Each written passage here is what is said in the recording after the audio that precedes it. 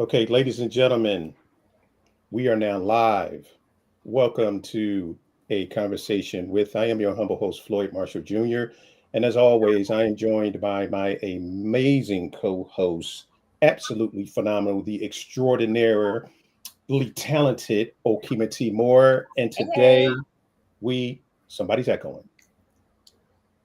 Okay, well, we're good.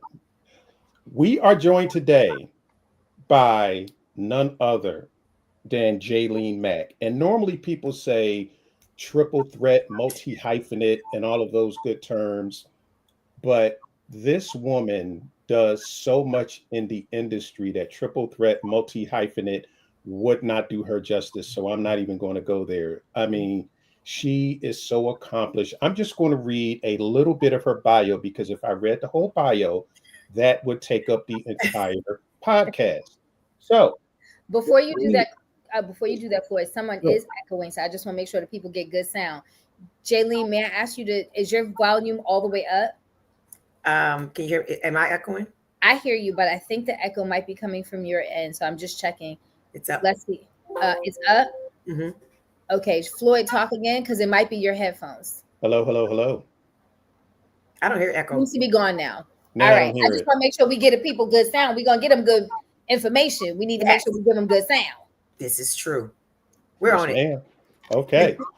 But back to the introduction of Miss Jalene Mack, entertainment attorney, actress, author, executive producer. She runs her own nonprofit, speaker, philanthropist. I mean, there are so many things. And I forgot. This woman can dress, and I'm gonna say it. She can dress her ass off. That is one of the highlights of me going on her Instagram page because my thing is I love fashion and I'm like, I got to see the outfit that Miss Mack is putting down. So Jalene, welcome back to a conversation with How Are You? I am great. I'm fine. Thank you. And hopefully what you said about fashion will travel out into the universe and I'll get a sponsor that wants to dress me because honey, I love putting on some clothes and changing things up. Used to play with them little paper dolls when we were a kid, right? Was always changing the clothes. So fashion has always been in my blood, plus theater and costuming and stuff. Love it. So I'm going to take those words and hopefully somebody else heard them, let them echo out there to the designers. Yes, absolutely. So you are a previous guest and the first podcast was absolutely amazing. And I always like to bring people back that add value to the audience. And you are one of those people. The value that was dropped. And if you've been watching the Instagram page, my Instagram page, you had the privilege of seeing some of the clips from our first conversation.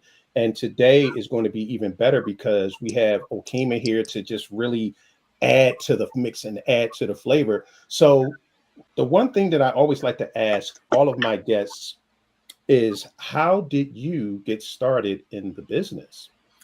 Ooh, I'll try to be very short with that, but essentially the exposure to arts and entertainment started with my mom taking me to community theater. And then as a kid, I used to watch Kim Fields on Facts of Life. And so that combination of, watching people laugh and performing in front of others and that kind of immediate, just feeling of making a difference, in someone's day, right? Kind of got in my blood. And then my second grade teacher, Miss Harris, God rest her soul, she asked me to participate in a speech contest at school, came in first place. I did The Creation by James Weldon Johnson. And I still remember a lot of that speech to this day. And so that kind of got me comfortable with talking in front of the crowd. So then just signed up for every school play there was. I used to march in the parades when I was a kid and growing up in New Orleans. I attended dance in school. I was in the drama club, all the things, as they say, and got to that fork in the road coming out of college, Xavier University for undergrad, and knew I needed to further my career. And I didn't want to be a starving artist, but my mom lived out in LA. And I decided to go to law school. And I figured, well, I'll understand contracts and practicing law was going to be my waitressing job. And before you know it, I'm still practicing 31 years later, been in the business 35 years. I was an actor first, and but I picked up many hats along the way, and that's my life in a nutshell. Wow, that's amazing. Yeah. So, as I was reading your bio, you call yourself an artivist. Yes. Can you explain what that means? Yes, because as a lawyer and a producer, and wearing all the hats as a writer and an actor and philanthropy and all that stuff, I get to form a lot of relationships, see a lot of projects from different perspectives, right? Mhm. But the one universal thing I tend to see is in the independent space, we're all either struggling to some degree, whether it's trying to pull the finances together, trying to pull the team together, trying to understand the paperwork or whatever. And so over time, I feel like my contribution as just a lawyer in general and being able to help filmmakers, writers, actors, creatives understand the business of what they're doing and understand the legal aspects of what they're doing. And I do it at a discount. I've discounted my fees for years. I've not jumped up to the thousands of dollars for a consultation. I try to answer questions when I can, if I think it's going to be helpful, and without charging. I try to tell people how to get something done if I think I can without them having to come to me, so that they can save that money, put it back in their project, and perhaps pay me to come on later for something else. I don't do everything for free. Obviously, I have to charge something because I have bills to pay too. But I try my best to give back. And the biggest way of giving back, outside of some amount of giving up my time or discounting the fees, I have my nonprofit. And so that's the way of giving back. And so this is me getting in the trenches, right? From development through sale, through production, through performance, whatever that might be. But I'm generally in the trenches when people come to me with their concepts and trying to figure it all out. And so with that being said, I work within the spirit of being an activist and ARTivist. And I'm a Renaissance woman in the sense of how we wore so many hats, you know, as we evolved as artists through the history of from slavery on, right? And so, in terms of our creative hats, because I don't know too many songwriters that don't also sing and or play an instrument, right? It's usually some combination. Same thing in the film world. There's usually some combination, a writer, a director, a producer. We wear all these multiple hats, but we also know that we know our lanes and we know what we know. And sometimes when it comes to the legal and the business things, we don't always know that. And I want artists to step out of their own way and go to the professionals, someone like me that can help them. So that's what I've been doing for the last 35 years, essentially helping someone in some way launch their project and realize their dreams. Beautiful, beautiful. I love it. I love it. I love that you said that law was your waitressing job. I completely can relate, because for me as an actor, producing was my waitressing job, right? Yes. And still kind of is. Oh yeah. But yeah. And so, and you talked about not wanting to be, that you didn't want to be a starving artist. And I know that you had talked about that when you were on the podcast the first time. And so I want you to just talk a little bit about talk to the peoples, because, now everybody's a content creator, a producer, everybody's at everything. Right. However, we know that there are limits to being in everything if you're not truly looking to be a situated multi-hyphenate in these spaces. So can you talk to us a little bit about how important it is to have more than one thing, because in this economy, baby, but yes. B, how important it is for us as multi-hyphenates and up-and-comers to understand the legal side of the business. Because so many people come in and, there's all these incubators and fellowships, and people don't read this fine print and then be in trouble, or they go through all of this. I won't say the name, but there is a very, very popular, very known incubator out there where it's a great cachet on your name, but they make you raise all the money, but then they own the film. Yeah. So I just kind of addressed this on a panel recently when we were talking about development deals. We talk about pitching in open spaces, right? When you submit your projects to, whether it's your lookbook, your pitch deck, whatever, but it's still in the concept development stage, but you're submitting this to these production houses and studios, etc., and they have you sign, submission forms. There is something to say about sitting back and taking all in what you're doing. Now, obviously, there's nobody wants to create something from scratch and birth it and then just have it at home forever, raise it for the next 18 years. You're the only one know this child. You know what I mean? You're the only one nurturing this child and putting into this script and stuff. At some point, you do have to share it, right? And you do have to get it out there, and you do have to let people know, what you're capable of creating in the first place. And so when it comes to pitching ideas, I want to start with the basics. You cannot copyright a premise, a basic idea. You cannot copyright it.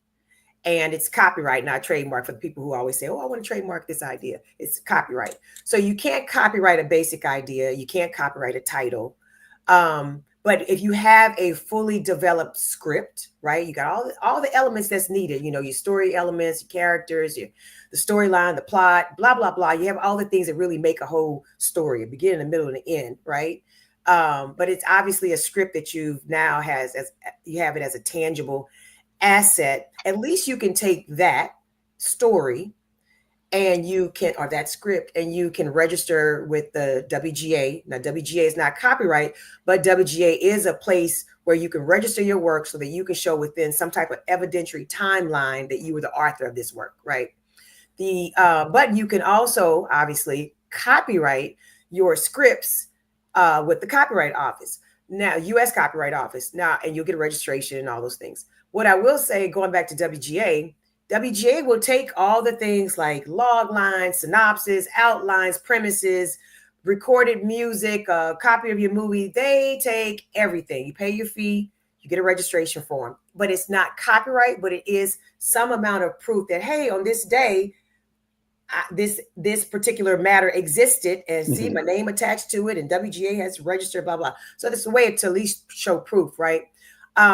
But even when you do all the things, you have somebody sign a NDA, you have your work registered.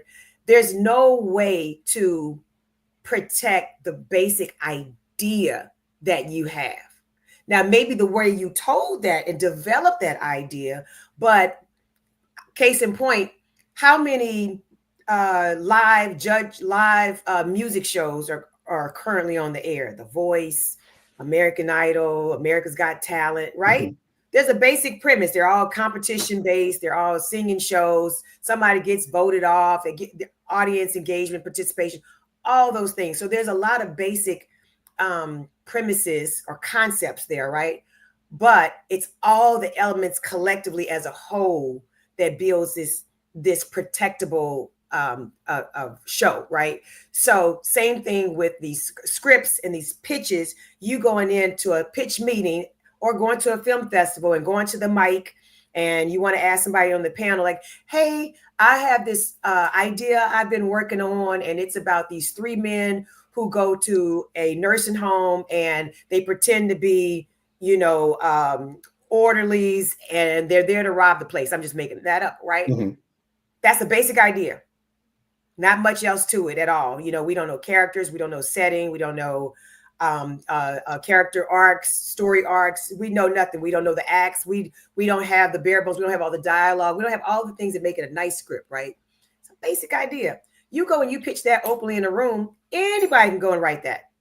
They can take that and make it better, right? So it is very important to understand what you're doing and how you're doing it. And sometimes it's a matter of people get in line to say something, to say something because that's the way of being seen in a room, right? And right is sticking out a bit. But you still got to think about what you're talking about in an open setting. I would rather go and ask, hey, is it okay to submit something, to you? And that person normally doesn't take it right then and there, but they'll tell you how to submit to them. And they would rather you submit through a lawyer or your agent or your manager, because that's the way to protective boundaries, between the studio and the content creator. And then you have a legal person or their business person advising them on what they're doing, right? But at any rate, I can talk about this stuff forever and ever. But just to give you, yes, to answer your question, it's super important for people to understand the business of what they're doing and understanding in open spaces. And when you sign up for these what do you call them, pods or labs or whatever, that it's basically like pitching and through a development deal, kind of sort of, right, where they're saying, well, whatever ideas you pitch to us, we might be working on something like this already. We might have something like this already. So you can't sue us if we do something similar, right, or whatever. So that's usually in the language. But yeah, you do have to be careful. But it's great. It's great when you pitch and they give you some money, and maybe what you pitch is not the baby. Maybe that's not the one that's so close to you that it matters so much, that you want to do it, that you want to direct it, that you want to star in it, that you want to produce it. Maybe that's not what you pitch. Maybe you pitch something that shows what you're capable of, your skill level, the greatness in which you operate, right? So maybe that's the project you pitch for sake of honing in on your skills, but maybe it's not the one that might get from you, right? Or they might own. So, and I'm of course saying all these things without knowing, policies and rules and what the contract and submission looks like, but just in the general sense, these are things that people should be thinking about. No, for sure. And I think that that's the thing, people are so excited to be like in the mix, but they don't realize that, I tell my clients all the time when I'm producing something, depending on what the situation is, like, don't give me the thing you're most precious about if we're going to take it to market. Right. And it's your first thing, or it's your new name. Yeah. Because you're not going to be in creative control 9 times out of 10, especially if we get somebody big to care about it. And you have to be okay with that. You have to be okay with that. You have to be okay with the fact that, like, you probably ain't going to direct it if you ain't never directed nothing. You probably ain't going to be the lead in it if we ain't never seen you on nothing else. If you don't have market value, right? Right. Nothing personal. It's just, they got to be able to sell this, or they need eyeballs, watching it, or they need butts and seats, and they need people buying tickets, and they not coming in to just see Jalene. They might see Jalene on AVOD if she's in the lead role, but I don't know that I can fill the theaters. Maybe one in Houston. Yet. I'm realistic. Right. But I'm also audacious about what I know I'm going to do later. So let's say right. Absolutely. But you know what? We all have. I'm sorry. Go ahead, Okima. Then I'll finish myself. Go. But you know what? We all have to just keep in mind that this is called show business for a reason. Yes. Right. And that thing, like you said, Okima, that may be close to your heart.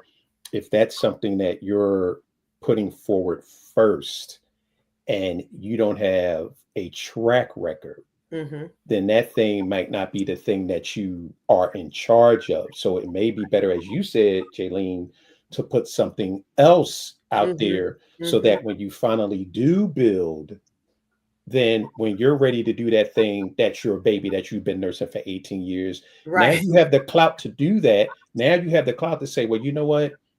I want to be the lead, or I want to direct. Right. Because now you've built a portfolio where they say, okay, I can trust Jalene with my money because I know she's going to make me some back. Right. And I think a lot of people get caught up in the fact that, well, it's mine, so I want to do with it what I want. That is fine if you're writing your own checks. Right. Or if the person writing your check either sleeps next to you at night, or has your last name. Okay. Or share some level of DNA with you. Because then they're going to let you do what you want to do. Yeah. But outside of that, proud of you. Outside of your grandmama and your husband or wife or your cousin's baby's mama's cousin, no. Yeah. No, obviously a short film, you can probably fund it yourself, or you can raise that capital to shoot a short, and maybe obviously a feature film, because plenty of people get features out that don't have big bucks. But when you're starting to go, that $1 million and above, let's just take that as a threshold number, there's a lot of accountability. And even the most, the least savvy investor that doesn't know anything about film, but knows a lot about money, wants some accountability, wants you to be a good steward of the money. And a part of that is, picking, doing it the most that you can do to decrease the risk of losing money and making sure it's a financial success as much as you can, right? And a lot of that, they want to have a say-so on who your cast is, who the director is, and they want to have some sense that you know how to do this. And if you've never done it before, you better pair yourself with people who have track record, reputation, credits, right?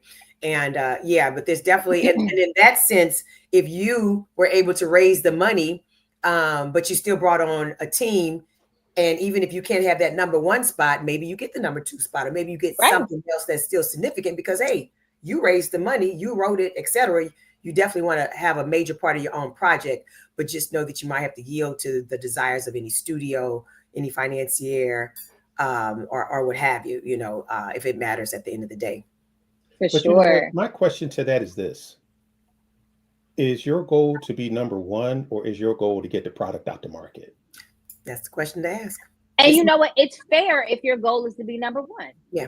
Mm-hmm. You just have to understand, because like in today's market, the answer is usually both of them. Mm-hmm. Right? People want to be number one, but they also want it in marketplace. Mm-hmm. So it's fair if your goal is to be I'm a director. Mm-hmm. I knew that I had to play my cards right. Like I just won a directing, showcase at ABFF, and that got me another project that I'm about to go direct. And I have some people coming to me about features now, and it's great. Mm-hmm. But I had to I had to play the dutiful producer to really amazing directors for a while before people trusted me to be like, oh, well, she's directed things that have been Oscar qualified and Emmy award winning. So you know what? Okay, she's been around enough. She, you gotta figure out how, because number one doesn't normally come out the gate. Yeah. We can go back to your career. You didn't know when you were doing those oratorical contests in the second grade that was going to lead to the fact that you talk for a living. Tell me about it. But you didn't, you know what I mean? But you were, unbeknownst to you, you were blooming that seed since the second grade. And, right? And I was the kid that, I don't know about you, Akima, because you seem 15 years younger than me, but maybe we not Floyd. I'm gonna throw Floyd on the bus. Floyd, I know you know. Yes, back ma'am. in the day, I used to have to write, I will not talk in class, I will not talk in class, I will not talk in class. Yes, ma'am. Time and time to get on that chalkboard. And if it wasn't in the classroom, I it was grew 1,000 up times at home. Punishment. No, I grew up around, I'm a 70s baby. Okay. Okay. And so I grew up with corporal punishment. You understand a bit? Girl, you look good. You look good. I appreciate you. Listen, those black and white composition notebooks, when I used to buy them for my kids, the flashbacks of the times I wrote, I will not talk in class. Mm-hmm. But that's the thing, it's like your purpose will make room for you. Yeah. That's what the word says, right? Your purpose will make room for you. And so that's what you've done. But I want to get back to Jalene. You're still in Houston, yes? Yes, this is my base. Yes. And so when you were on the show back in 2022 with Floyd, this was after the big Clubhouse blow up, and you and Floyd met, and it was all great. Yep. From then to now, Houston, I literally just got back from directing not one, but two projects in Houston about 2 months ago.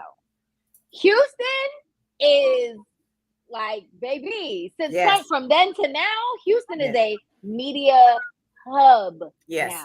Yeah, there's a lot going on here. And I know that you're, since then, between the things that you've done yourself and then your program, your nonprofit, you guys have deposited a lot into the kind of outreach that's happening in Houston. So talk a little bit with us about how you put on for your city. Right. I've always, since moving here and knowing I wanted to be in the entertainment industry, I always wanted to make an impact on Houston. And it was, and particularly because coming from New Orleans, small town, compared to, LA or Houston, whatever. But it was also a town where it was very cliquish, and it was all about your last name, who your people are, right? And so, but in Houston, it's a town, in my opinion, my experience, and I don't know if it's because I was a lawyer, I don't know if it's because I'm female, because certain doors kind of open, right, with that happening. But it was easy to just kind of, get to know everybody, from the senators and congress people to, the mayor and just the business people. And it was just easy to tap in, right? And to build rapport and connections and genuine connections with so many people. And with that being said, it also makes it a little easier to get some things done, because you can pick up that phone and call so-and-so and they got you, right? So I was getting a lot of that, which helped me with my nonprofit. Let me back up. It helped me with producing plays early on and workshops early on, because I used to do a lot of theater and before my nonprofit. And so I got a lot of community support from business people, et cetera, and kind of parlayed all of that support into my nonprofit, which is Mack Performing Arts Collective for the Arts. And so, of course, that was birthed to help the masses, because it's hard for me to mentor people one-on-one. And I saw these kind of common threads with creatives as to what they're not understanding about their contracts, some of the things that we just talked about here today. And so that allowed me to get some money from grants and things like that to put on these workshops and panels and film festivals and music symposiums and TV forums. And we did, live jazz concerts, and I've done it all. It's called Mack Performing Arts Collective for a reason. And so for the first 10 years, a little over 10 years, it was all about giving back to the city and helping young artists and up and coming artists and even veteran talent, because I find that people who have been in the industry for a very long time, they might be a great comedian, for instance, or a great actor, but behind the scenes, raggedy. I mean, when I say raggedy, and I've seen other people who are, running things not quite polished. Because when I start asking you for like photos and bios and, and just kind of the business thing of presenting and pulling things together, and I don't have that. I don't even have one of those. Or they send it to you and you trying to figure out where did you think I was gonna go with this? So it's some of that, right? Some of this. So that's a part of my the plan of impact, right? To make sure that people have the tools and resources to be successful. I do a presentation called the Entertainment Entrepreneur, for instance, because show business, as we were talking about earlier, show business is really 10% show, 90% business. So you have to understand that as a creative, you are the business. So you have to have your business together, right? And a lot of people don't have. I mean, stop operating under these DBAs, y'all. Go and get an LLC. It's things like that. Or I'm gonna tell you, a lot of people don't want to pay a lawyer. And they want to go. They want to. I look at budgets. I've reviewed even grants. I've sat on panels for grants, and I see in the budget everything, but no lawyer. I mean, who's looking at these contracts? Who's put some money aside? And a part of it is usually people don't know. Everybody thinks lawyers are expensive, and I'm not saying that they're not. But that's usually lawyers who practice litigation. They might have a hefty retainer or whatever. But, typically like someone like me, I might meet you where your budget is, maybe, right? Right. Or providing I know when I first started, I was working with an attorney who was kind enough to bill me a la carte. Like, right. And that's how we started. Yes. Like, it was like, okay, can you look at this contract? Can you redline this for me? How much? Yep, and then that person, now.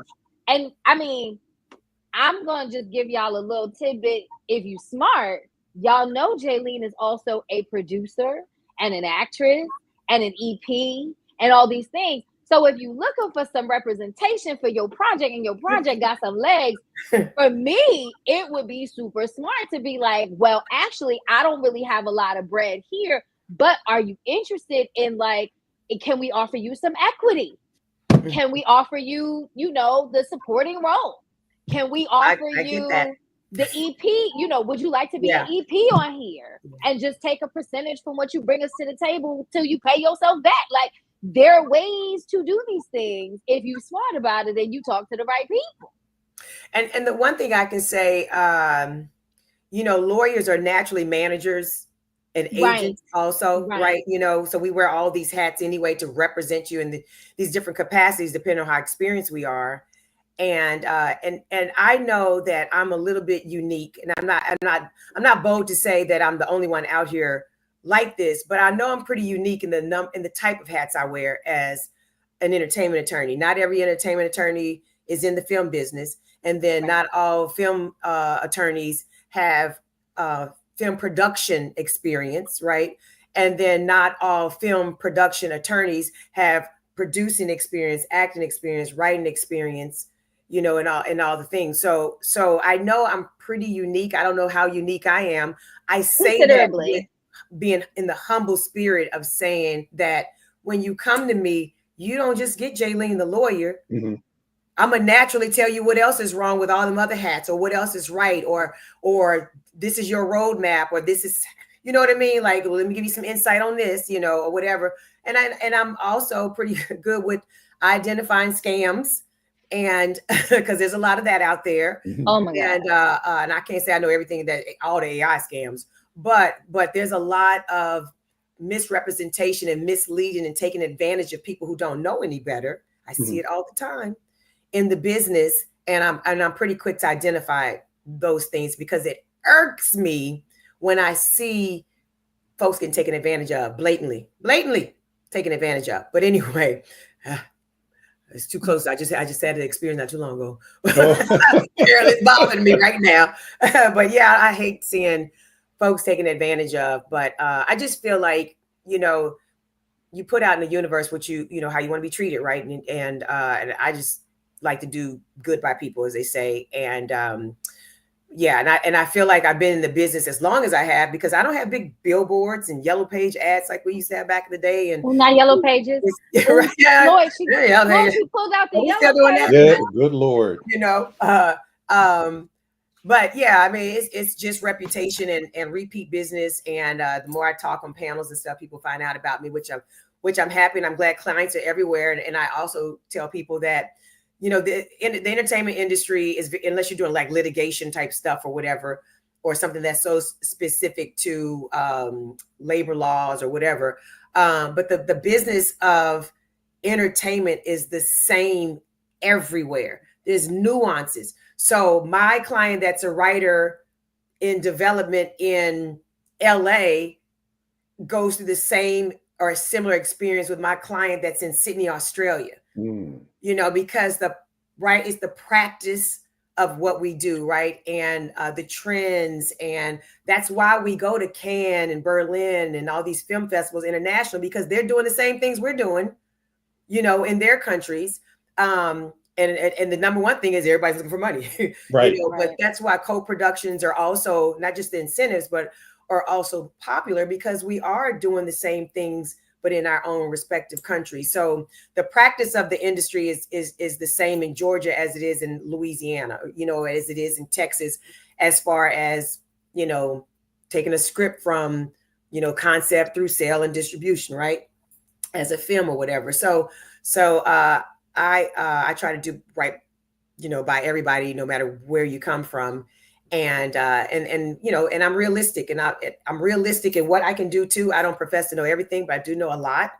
And I'm one of the people that will not get in the way of a project. I'll find somebody else to feel that part of what that person needs on their team, or the service that they need. And sometimes it's another attorney. So, I don't, and I started out in music law, because that was the only thing that was really happening here in Texas. And music has transitioned so much in the digital space. I still do some of that, but I do it mostly as it relates to film at this point, but I do have a few music clients still. But if you look at my website, I have a team of other females on my website of my team. If I'm overextended and somebody reaches out to me, or it's not my niche, one of the other ladies, or if there is a litigation matter, I have lawyers on my team that are in California, licensed in Georgia, licensed in New York, in different places. So anyway. Wow. So you know what? I want to stay on Houston. Okay. Because a lot of times people think that in order to be successful in this business that you have to be in Los Angeles or New York, Mm-hmm. the so-called hubs? Yeah. So can you talk about how untrue that is, because you are thriving and you've been thriving for a long time. So for anyone who's saying, well, I have to pick up and move to, Los Angeles, California in order to make it in this business, what would you say to someone that has that type of mindset as opposed to staying where they are? I tell people that Hollywood is everywhere now. That's the simple answer. It's everywhere now. And people who have made it in Hollywood, not as many live in Hollywood anymore. Most do not. Right? Matthew McConaughey, Sandra Bullock, Morgan Freeman, all these different people live outside of Hollywood, yeah. Because it's expensive. They're making all that money to give it back to California. So but the business is everywhere because the markets have opened up so many places now, and there are film incentives, which are, whether they're rebates or tax credits, and they're offered in more places. That's why California was falling apart with productions, because remember, originally they started going to Canada, originally, I don't know, 15 years ago or something like that. But now they are losing them to Illinois, Louisiana, Georgia, New Mexico, and now they're leaving. Well, they're about to lose them to Texas, and I'll tell you why. Texas has new rebates that go into effect September 1st. We've always had film rebates. Get my tongue twisted here. We've always had film rebates, and they're rebates, not tax credits. We actually give you money back. The state gives you money back, and it's based on a budget and a qualified spend. And I won't get into the great details, but just know and understand that we are now competitive with the likes of a Georgia, New Mexico, and all the rest of them, in the sense that our sweet spot now, you can come in as little as like $250,000, and I think you get like a 5% rebate based on your spend. But the sweet spot for the bigger productions to come in is $1.5 million. So the legislature approved $1.5 billion to put into our motion picture fund for film production, commercials, things of that nature, and television shows, all that stuff. And every 2 years, they'll replenish it, $300 million every 2 years.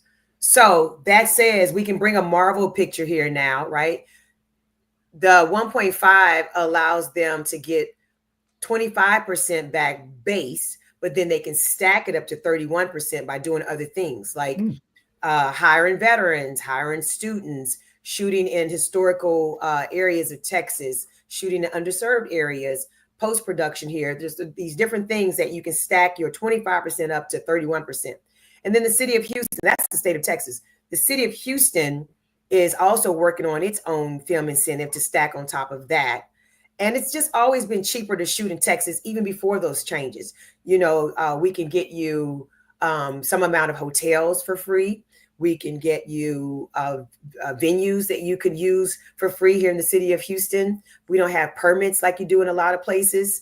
So there's a lot of things that we offer just in the general sense. I know we had to fight hard to get Viacom to shoot the Jamie Foxx movies here in Houston. If you recall, I was on the production team we did Hip Hop Family Christmas and Hip Hop Family Christmas Wedding. Tori Turner and Jamie Foxx brought those two films here, but for the strikes, we probably would have did the next two. But the studio wanted to go they wanted to take it to Atlanta, to Georgia, and that's great. But we can save you money now, and you can see that difference on the screen now when you're shooting, as opposed to waiting 18 months or whatever to get that money back later. Yeah. So it caused you to spend more, right, to get that back later. But at any rate, Texas is definitely the next hot spot. We already see, as you said, the production is up, especially since COVID. So many people moved from LA and New York during the COVID times. Celebrities, athletes, you name it. Y'all know 50 Cent has a place here. Drake has a place here. Carl Thomas lives here. It's a ton of people that have residents here. but the productions have absolutely are bursting at the seams. I love the new generation. You know, Courtney Glaudet is from Houston, and he's doing his thing. I was just with him at ABFF. Yes, and I do his legal work. Yay! Yay! So he's wonderful. He just put on a big conference here. Everybody might know Courtney Glaudet from doing The Reading, which is the most successful film on BET Plus in terms of streaming. And he has plenty of other movies that he's going to be doing, but he has a deal with TPS. And yeah, he directs a lot of he directs Sisters and Zatima. Right. He's and then he also his new film is Old Gray Mare, starring DeVal. Wonderful. DeVal and Tyler Lepley. And yes, and Charnel Brown is amazing in it. I'm not going to tell y'all what it's about. You got to watch it. It's wonderful. You got to watch it. He has several other things. It's on the festival circuit, so look for it in the city coming to you. Really good. It's really good. And Isaac Yeoman is here. He has a film called Sincerely Brad. We debuted it in New York, and he's going to turn that into a feature. And he's known as the guy who does all the media for all these big brands like Adidas and Moet and Nike and all these different companies and stuff. And he's just really amazing. And I just feel like that level of talent already exists here. But it's also bringing in new names. You know who moved to Dallas, Floyd? Boogie. Are you really? Boogie moved it. So Michael Boogie Pinkney. He is also a director. When he got inducted, he was the youngest person in the DGA. He was he's one of Spike's proteges. So he's worked on every Spike thing ever. Wow. But he's here in Texas. He's about to take advantage of all the rebates. He's in Dallas. But yeah, no. And then my boy Tony Clomax is in Houston. Vincent Powell. Vincent Powell. I just hired Vincent's team to shoot the sizzle that I was out in Houston doing. Oh my God. I was just with all of them. We all just spoke at the conference Saturday. Yep. And then Deontay won at ABFF as well. Deontay's project, he directed the winning web series at ABFF this year. So yeah, no, Houston is pumping them out. Y'all pumping them out. Yeah. Well, I have to say, since we're name dropping, Megan Thee Stallion gave my nonprofit a grant. Yay! Come on. Wow, that is amazing. Yes, and by the way, we're celebrating 15 years next year, so a lot in store for Impact. We'll be doing nice. Congratulations! Thank you for that. But that is amazing. So to wrap up that point, yes, Texas is where it's at, and Houston's even better. Yeah, no, I had it was hot as Jesus, but I don't know about that. Yeah, it's okay. I spent all of 2022 shooting in the middle of Memphis in August and July. It gets hot there too. So yep, I get it. It gets hot there too. Wow. So I know that we've talked about some legal things. We've talked about Houston. We talked about your nonprofit and your various ventures. What should people be creatively looking for from Jalene in the next few months or within the next 2 quarters? I have a few movie projects I've worked on as an actor, so those will come out. That I'm really excited about. I was actually out in LA about 2 months ago working on a film that I'm very excited when that comes out. And then I optioned a thriller script that I have with a notable film company. So I'm very, very excited about that. And some revisions are being made to the script. And so I'm very hopeful that we'll actually get to go into production maybe the top of the year at this point. So I'm excited about that because it's one of my babies.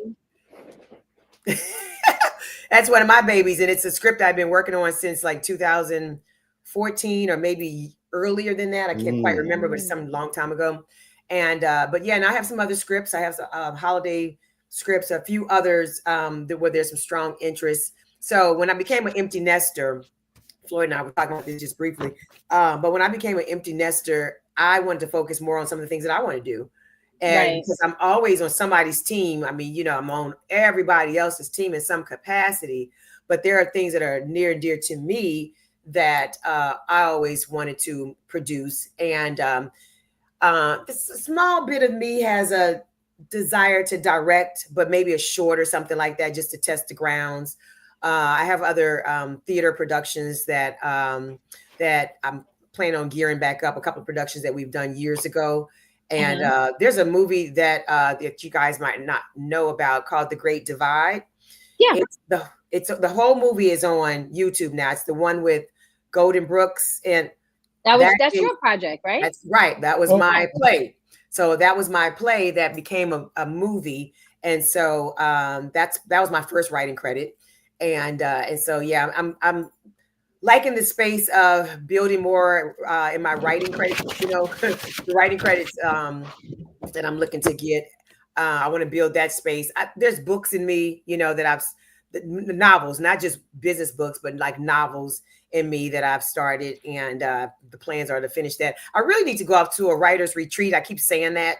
Have not done that yet. There's so many good ones. I know. There's so many good ones. So many. And I'm always recommending these boot camps and stuff to other people. But I have a friend with some property out in Texas that I said maybe one weekend I'll just go out there, disconnect, and kind of finish up some stuff that I need to finish up. Child, you gonna go out there, write that thing, and then be like, next year we're gonna have the Impact Writers. I know. Trust me, we got a bunch of that kind of stuff in the works too. That's so funny that you would say that. And I have a one-woman show that I wrote back in 2020 with a writing partner, and I've been trying to bump that back up. You know, it's just one of those things. Well, holla at your girl if you're looking for a director. I appreciate that. I think I have somebody, but I might have something else that I might circle back to you, because I was thinking about putting a female director on another project, but I do have somebody for the one woman show. Come on. Okay.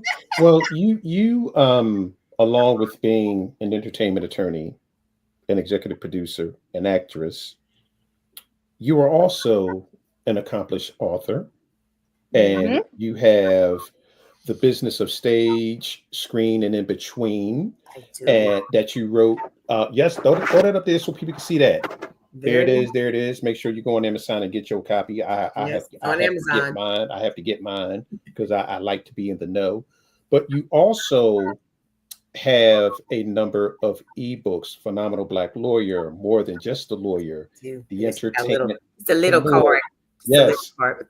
Budgets on Funding, Phenomenal Black Woman, Protecting Your Brand, and Film Financing. So can you talk about the importance of reading and knowing things so that you can protect yourself? And even if you're not an entertainment lawyer, yes, reading what you've written can help somebody understand the language that they happen to be in a room. Can you talk about the importance of that? Yeah, and so I'm a firm believer that you might have a lot of experience, and you just say, "Oh, I think I can handle it," right? And even preparing contracts, I'll do that, and maybe not go to somebody more experienced, or certainly not go to a lawyer to handle it.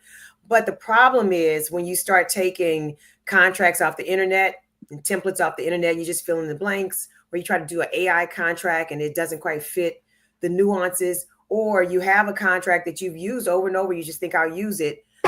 It's what you don't see, not so much what's actually in front of you, it's what's not there. And if you don't know what's missing, right, because you don't know kind of like a checklist of what you should be looking for, this is why it's best to either read up on it or definitely have somebody that's a little bit more experienced. I have a series of books, and they're all ebooks, but they're books and guides, and it's very practical experience. And for instance, with the one for finance, some people just say, think to themselves, I got a budget, and they didn't even have a line producer to do the budget, right? Or somebody experienced to do the budget. So they just estimate, I think this is a $3 million movie, when maybe it's a $8 million movie, or maybe it's a $500,000 movie. But if you don't have the experience to understand that you need more than a budget, that folks that want to give you money need to know, what's your finance plan? What's your distribution plan? Who makes up your team? There's going to be questions that they ask you when it comes to financing. Well, what does the waterfall look like? What's my return going to be? What's my profit share? You know, do you have a completion bond? You know, they ask these types of questions, and you need to know what all that means. And you really can't be arbitrary about it either, because I find people, well, what do you want? You know, they'll ask that question. They could ask, well, what's in it for me? Well, what do you want out of it? You know, no, you should have some thought on what you're giving away. And so that you can also manage to know what you have left to even give away or preserve for yourself, right? Especially with back end points and things of that nature.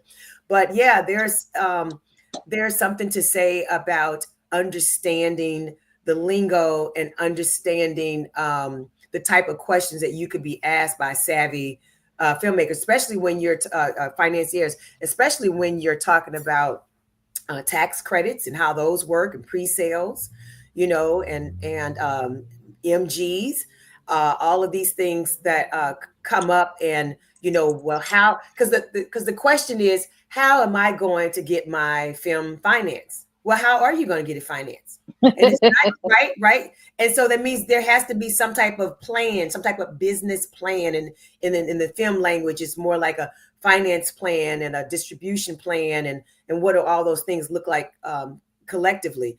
And so if you don't have any idea where to start, or understand what you presently have, and then how do I work it, right, to get this thing fully done, then that reading is essential. And again, consulting with an experienced lawyer is essential. I'm always on money calls for different projects. So I'm always learning something from different perspectives, right? From the people who have the money, and from the people who need the money, and from the brokers in between, you know, and if you're doing debt equity, there's the bridge loans and the gap funding and the blah, blah, blah, blah, blah, blah.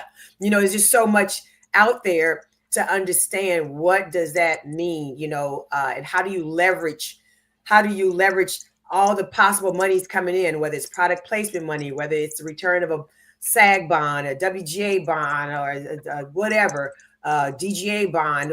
How do you leverage that money coming back? It's just it's a lot to weigh and consider.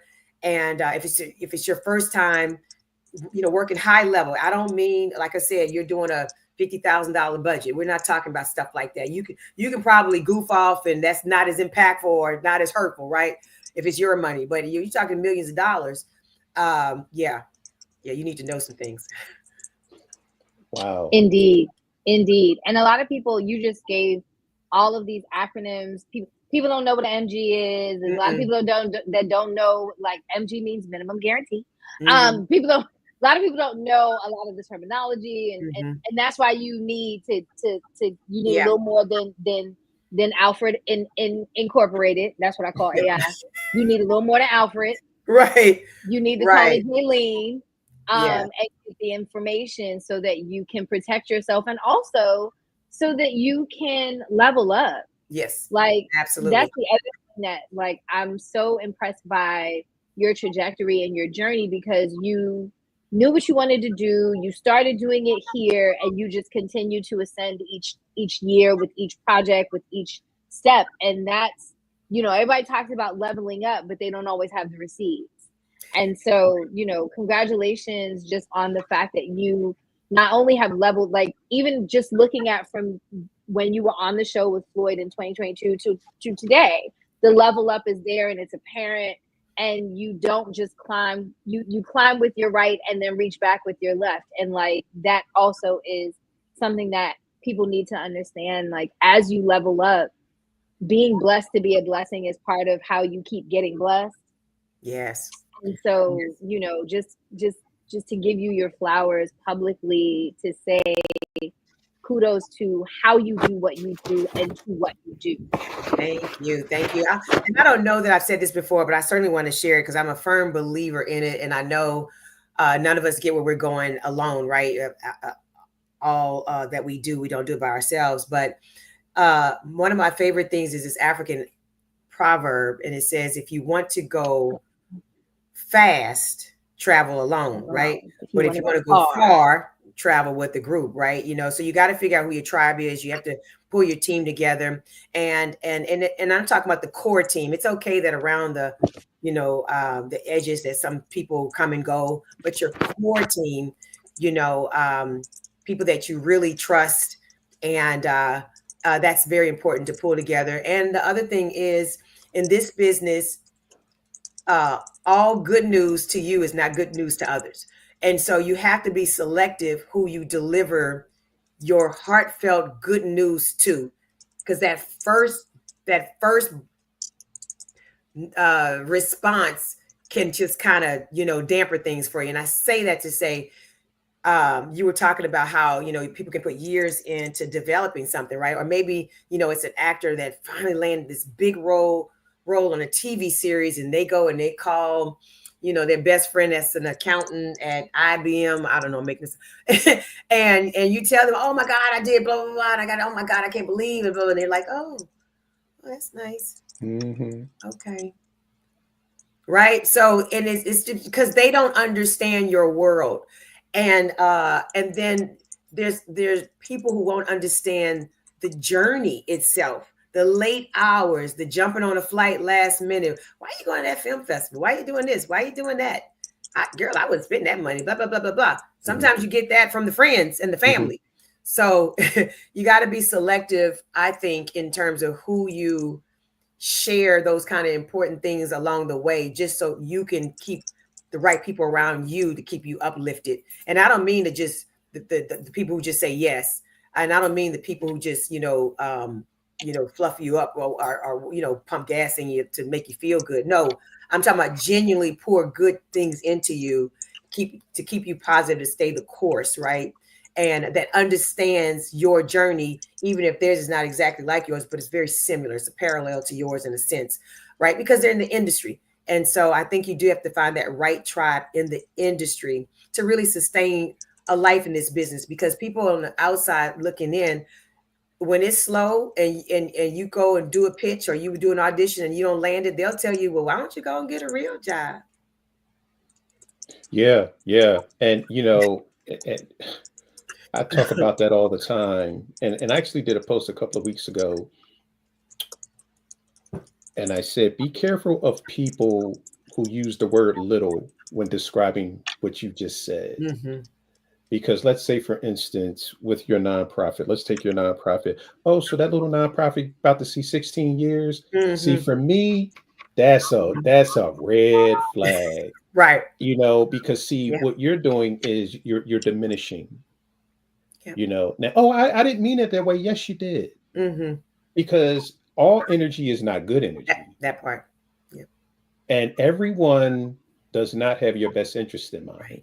Right. The person standing closest to you smiling is the person that's looking to cut your throat. And you don't even know it. So that is so important. And I really hope that people really listen to that part that you said about being very careful and cognizant of who you share what with. Yeah. Because somebody can bring some negative energy into your thing. And I'm just going to give you guys a really quick story. Years ago when I was acting, my first acting coach told me a story about when he was, trying to do some things in Hollywood. He's out in Hollywood now, but he said his first writing gig, really big gig, his script got optioned. So he went and told his friend, who was also in the business. And the friend had some really negative things to say about it and had some really negative energy and just brought that negative energy into his space, and the deal fell through. And he said, I will never tell certain people certain things again, because energy is physical. Y'all better believe it. Energy is physical. So if you tell somebody something that may not be doing as well as you, and you're rising and they're not, and it may be something that they're doing that they don't even know they're doing. But, you just have to be really careful who you share certain things with. But we're almost at the end. This has been amazing. Oh, man. I have one more question. Yeah. I have one more question. And I know Akima probably has a few more questions for you. And then we're going to find out where everybody can find your books and everything. But I was watching a small clip of a podcast you did at Essence Fest last year, and you talked about Was that people. Sister Branch? I'm sorry. Yes. Yes. Okay. Yes. Sister Branch. Go ahead. Yes. Yes. And you talked about seizing the opportunity when presented, even if there is a minor roadblock. Mm-hmm. Can you talk about people not being bold enough to seize an opportunity if there's a little resistance? Can you talk about the importance of pushing through that resistance to get that opportunity if it's there in front of you? Oh yeah, I think I think I may have been talking about when you're in the room and maybe sometimes you're trying to approach somebody who has a handler around them, or yeah, I think that's what I was talking about. But it is true. So my theme song, when I used to early on when I would go to the festivals, I had a mission, right? Because I wanted to meet and connect and build relationships. And so y'all know Ludacris, move, get out, Mm-hmm. get out. That was my theme song, and that was the energy that I had for myself. Going to these different events, because it is your moment, and it might be the only and last time you see this person, right? And it is important to make a connection and make an impression, but in a respectful way, of course. And so sometimes you do have people around you who want to block, be a filter, and deny access to someone that you're trying to at least just communicate respectfully with. So you have to find ways to work around that, obviously, unless security's like trying to lock you up or something like that, keep you away. But you do have to physically find ways to make a connection with that person if you think that's the only time that you'll see them. So I think there's something important about that. But when you have that moment, you have to be prepared for it, right? Whether you have the elevator pitch or whether you have a business card to leave, and unfortunately, nobody wants headshots and things like that these days because it's too much stuff to carry, but everything's electronic. But I think you have to say something impressionable to make them want to connect with you later, or at least direct you to the person who will keep up with this information for them and remind them about it later as well, because obviously not everybody can handle everything depending on why they're at that event. But I think that's what I was talking about, just being prepared when, what is it? There's no such thing as luck. It's about being prepared when it meets opportunity, right? Mm-hmm. And so I think that's key. So just knowing what your plan is, when you're in the room, don't just, try to be on the scene, but see who's running the scene, I just think every opportunity, it has to be about elevation. And I think there's always the time to, just obviously be there for pure entertainment and enjoyment. But most of these are industry events. And so even when we go to these mixers, we can't be sloppy drunk at these mixers because you always being watched to some degree, right? So yeah, it's just really being prepared if the opportunity presents itself to network. Mm-hmm. It's so funny. I don't drink anymore.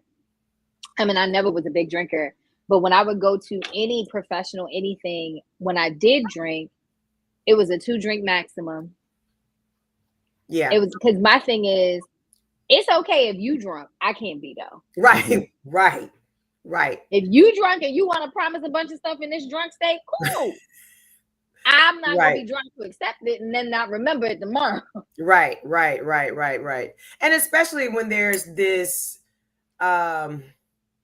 there's a difference in you needing and them being able to, help you with your needs, right? So, you going to an executive that, might give you a meeting and to consider your project, you need that person. So you certainly want to come across professional. Now the executive might be drunk, right? but the thing about it is we also have to we have to submit to the double standard that exists where there's the morality police. Mm-hmm. We as women cannot be out over drunk and over anything Yep. In these settings if we want people to take us seriously. Right. No matter what your resume is, no Right. matter how far, whatever, it Right. doesn't matter. We unfortunately have to subscribe to the double standard that exists You for know. us as women in Yeah. this industry. Yeah. Especially when you're out in the open. Obviously these small, intimate spaces, Yeah, if you're with all your friends, friends and that's all that stuff. Yeah, you different. just gotta read the room, as we say. Yeah, exactly. Read the room. Exactly. Yeah. Yeah. And you have to always keep in mind, and you said it earlier, Jalene, you are the business. Yes. So how you present your business in a room, it is going to be a reflection on who wants to do business with you. Mhm. So if you sloppy drunk in a room and they're sitting there saying, and they're looking at you, say, ooh, Or even if you're talented. sober and too much. Right. Even because you could be too much sober too. Right. You gotta find Right. you have to find that happy median. Yeah. You can't be too uptight. Have a wine spritzer, Right. come down a little bit, because people can sense that desperation that's coming off of you in waves. Yeah. Yeah. So you just have to find that good medium. But someone asked the question, Jalene. Do you mind if we take a question? Let's ask. Undeniable Films, and thank you so much for tuning in. Hey. They asked the question: if a creative has a script to pitch and a little bit of money to invest, how should they invest it to make their pitch materials stronger and increase their odds of securing a pitch meeting? A visual. Some of that's a financial. Thank you, Undeniable Films. Some of it's obviously an economic decision to make, right? Because we can put money into projects that don't necessarily, in a way that doesn't necessarily matter to who you're pitching to. So I think if there's an opportunity to know in advance by talking to the assistant or whatever, what the network prefers their pitch materials to look like or contain, that might be a way ahead of time, right? That might be a way to alleviate wasting money or spending it in a way that you could have spent it somewhere else. I say that to say, by example, I've seen people try to do like little shorts or concept films to demonstrate a script. And you don't always have to, but you literally have to cast it and go shoot it and have a crew and, just like shooting a movie, right? Even if it's one day or whatever. And let's just say you spent $10,000 doing that. Whereas you could actually probably have somebody, an editor, take images from movies and TV series and put it in a sequence, almost like a trailer that tells that concept through those images that you're trying to convey. And you can do a voiceover, right? To even explain if you want. So that way, and by that, I mean, if you would have shot something that takes place in a hospital and your actor's walking through the hallway and they enter the room and the wife is pregnant, you can probably take some clips from a movie that already exists to demonstrate that, because it's just demonstrative anyway. It's not, the concept is the concept, especially if you don't have any intentions to use it in the feature or the TV series or whatever. So I think that's an inexpensive way to demonstrate with some vibrancy, with mood and all those things, what you're trying to convey without necessarily shooting that as a concept, as a part of your pitch. So that's one way that you can be considerate about, budgets and restraints and what my package might look like. And some of it, a lot of this is subjective, obviously, because I've seen people do pitches with nothing but just a single one sheet, not even a whole deck, because they've sold so many other shows, right? So I think it kind of varies. Okay. Well, yeah, no, I agree. I definitely agree. I would say Undeniable Films, if you have some money and you want to invest it in your pitch versus your, to make your pitch stronger, literally, like Jalene said, a clip, proof of concept that an editor can make, or if you have enough to make something of good quality as a shoot a scene, shoot like the strongest scene, or shoot the thing that is the most visually stunning scene in the piece that will give us context to what's in your head, you know, etc. So that they can really kind of get it. Because I know I've definitely landed things. I had to pitch for the gig that I'm about to go direct, and I had to give them a director's treatment, and it was off of my director's treatment was off of a treatment, not even a script. And you know, fortunately, I did what I needed to do, and I booked it. And so I'm going to direct the piece. But you just have to think outside the box sometimes too. Yeah, and I just had I'll call it a soft pitch meeting, because usually I'm pitching other projects for clients just as a soft pitch to see if there's some interest, right?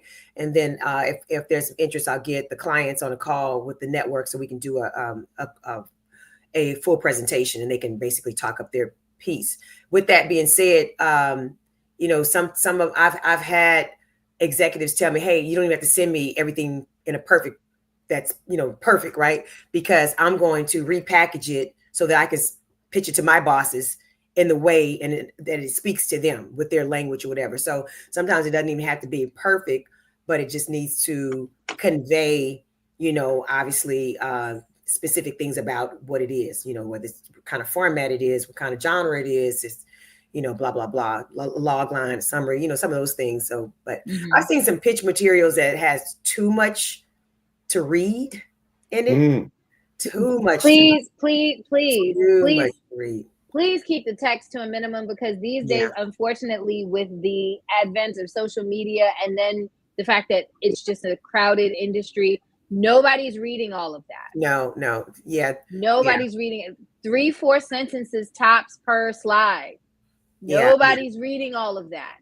It's not like back in the day when you could give a 12-15 page pitch deck with, you know, with all this text. Nobody's reading it. And say what you can in visuals, please, and keep the text to a minimum. Yeah, that's true. And I know TV might be different than film, because TV, there's episodes and, you know, blah, blah, blah.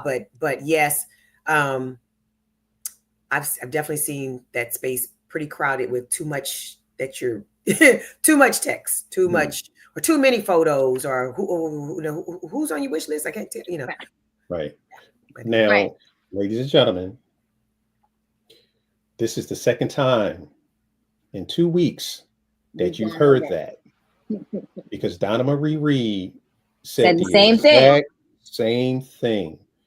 So I say that to say, if you are in this industry and you are trying to figure out how things really work and things are not working out the way you think they should, what you need to do is you need to listen to this podcast, because the people that we bring on this podcast, they know what they're talking about. Now, just let me assure you that Jalene didn't call Donna and say, what was you talking about?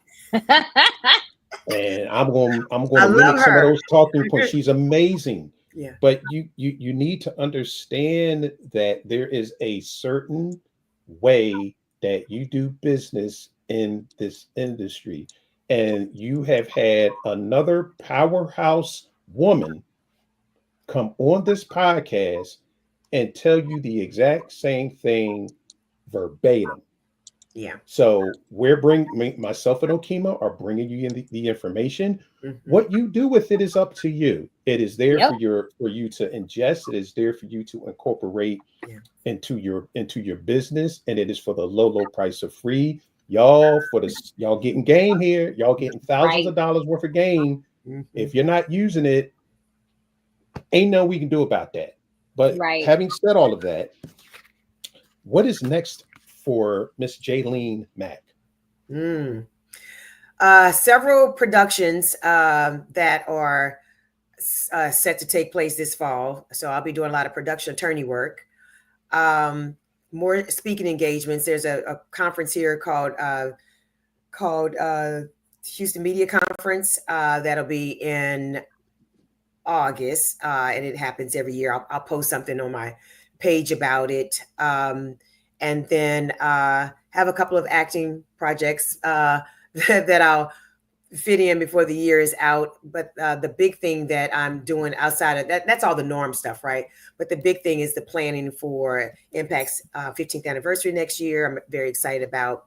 There'll be the usual things even happening before the year's out that I'll post on my social media. But the most immediate thing that's happening in the near future is my son's going back to college. So I'm going to miss him. Going back to play at Emporia State. And I just got to let the world know my nephew got drafted by the Mets 2 days ago. Wow, yes. Come on. Amazing. Yeah. Okay. Congratulations. Thank you for that. We had a surprise party for him today, so he'll be going off to Florida and getting acclimated with their whole summer practice and whatever they do. And but yep, New York Mets. So I'm so proud of him. Listen, I'm based in New York, so you let me know. Yes. Let me know when you come into a game, sis. Yeah. That's what I'm waiting on. Anyway, so some of the most immediate things coming up. And I probably forgot about some stuff. I got some awards that I'm getting next couple of weeks. So just different things like that. Okay, Well, so tell where the can people where they find can you? find you. Yeah, there you go. We think alike. Absolutely. Yeah. Ding, ding, ding, ding, ding. My website is jalenemack.com.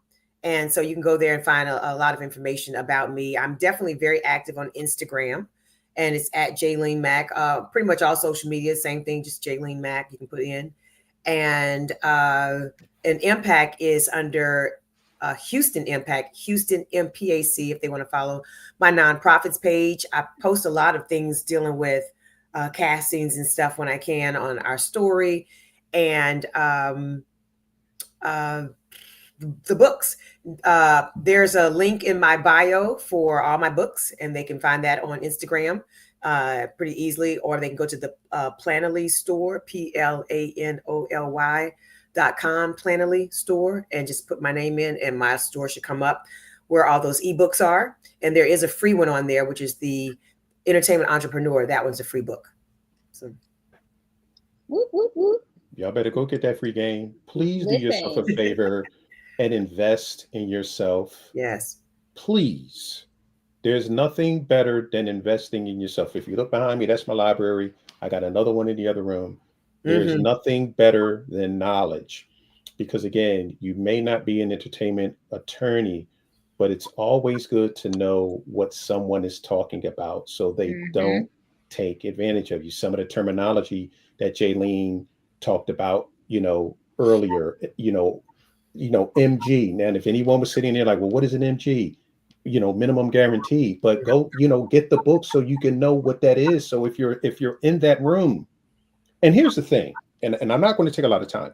Here's the thing, ladies and gentlemen, when you buy books, such as Jalene has written, what you're doing is you're actually separating yourself from a lot of people in the room, because a lot of people in the room ain't doing that. Yeah, they're not taking the time to learn how show business works. They fine with the show, but they're not taking the time to learn how the business works. Yeah. And if you're the type of artist or ARTivist who is taking the time to learn how the business works, you will become someone that is separated from the pack. So I'm just going to say that again. Make sure you go to her website, grab her books, follow her on Instagram. Make sure that you donate to Impact. Don't hold that money back. Give a $5 donation, because it's for a really good cause. So having said all of that, Okima, do you have any closing words for us?